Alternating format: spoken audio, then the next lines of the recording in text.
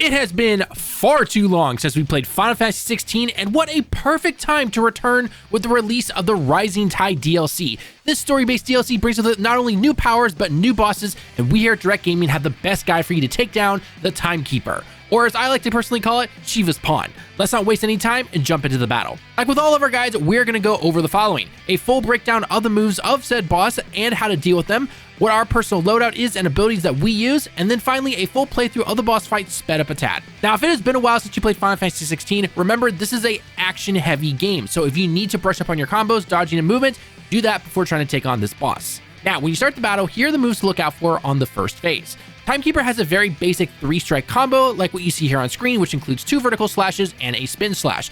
Basic dodge can work here, but I prefer to use Shiva's dodge. When he runs towards you and brings out the hammer, he will do a spin move followed by a slam move. When this slam move finishes, 6 ice circles will appear around the keeper. You need to move away from these, otherwise you will get hit with a lot of ice. Side note as well, he can follow up with the first combo right after he does these ice pillar abilities, so make sure to stay on your toes. Hailstorm is exactly what it sounds like. Small ice circles will move towards you and a giant one will surround the boss.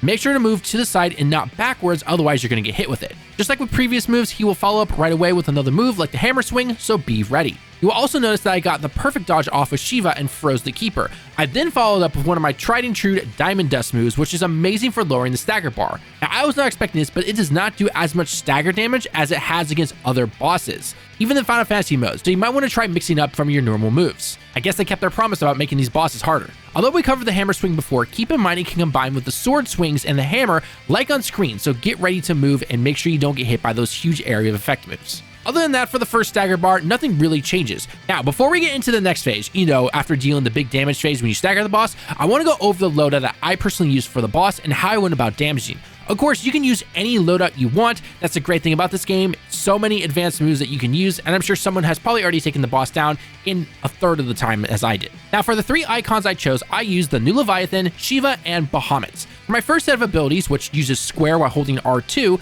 I had Diamond Dust on Shiva, like I mentioned beforehand, Abyssal Tear with the Leviathan. You'll know it's charging when you see the vent bar on the left side of the screen, and you can choose to fire it whenever you want to. Finally, for Bahamut, I have Impulse, which helps a lot with chip damage. As for R2 with Triangle to cover the second set of abilities, I use Rhyme on Shiva, Tsunami on Leviathan, for big damage, and finally Giga Flare on Bahamut. Kind of self-explanatory for that one. When getting the first stagger bar down, I use a combo of Abyssal Tear, Impulse, and Diamond Dust, with Rhyme sometimes thrown into the mix. This not only helps with stagger damage, but helps a lot with chip damage as well. Once the boss is staggered, I make sure to have Impulse from Bahamut going, or at least starting, then throw either a Tsunami or a Giga Flare. I'm sure there's a proper order to this, but this was my first time using this. Then by that time, I'm able to throw out Rhyme again if I happen to use it at the start of the battle, and finally, I can finish up with Unleashing Tear. Handy note about Tsunami, it actually stops time completely, so this can help you kind of plan your next set of moves. After the stagger bar recovers for the boss, it's time for phase 2, or about a third of the health if you're on Final Fantasy mode, maybe it's even a fourth. We played on normal since my save file for Final Fantasy mode was not at the end of the game yet.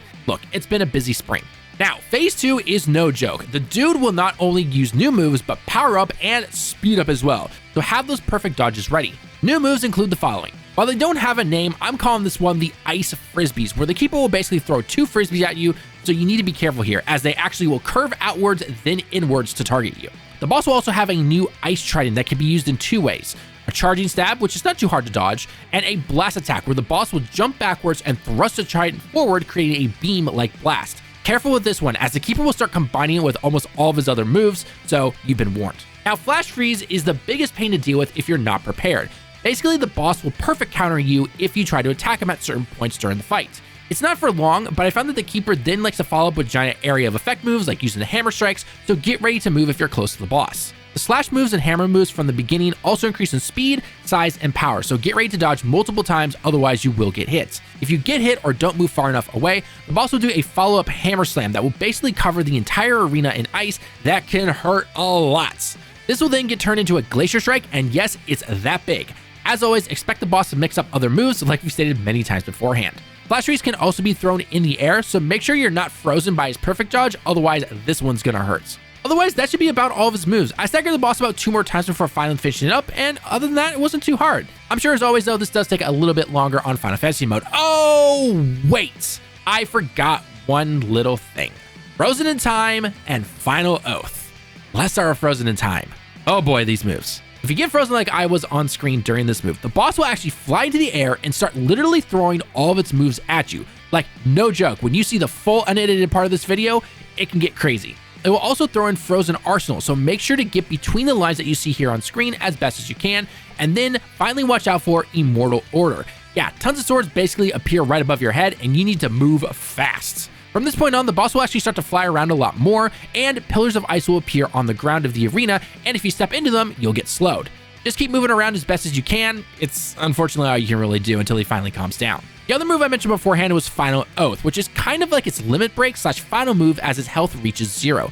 The keeper will literally throw all of his moves that you've seen beforehand. You know, frisbees, tridents, the work. So make sure you've got your finger ready for the dodges. Once it finishes though, however, the boss will get tired and you can go up and get some really good damage on him, plus hit that stagger bar a decent amount. Keep doing everything beforehand until you finally stagger the keeper one final time, and this not Shiva boss will go down for good. Now, here's a full run of the boss fight sped up a tad to show you how to take the Timekeeper down. If you enjoy the guides, then a like on the video shows us that you enjoy this type of content, and don't forget to check out our other Final Fantasy XVI guides, Final Fantasy VII Rebirth boss guides, and discussions in the top right corner and pinned comments. Thanks for watching the video. I've been Talon with Direct Gaming. I hope you have a great day and week, and I can't wait to see you all in the next one. Johnny.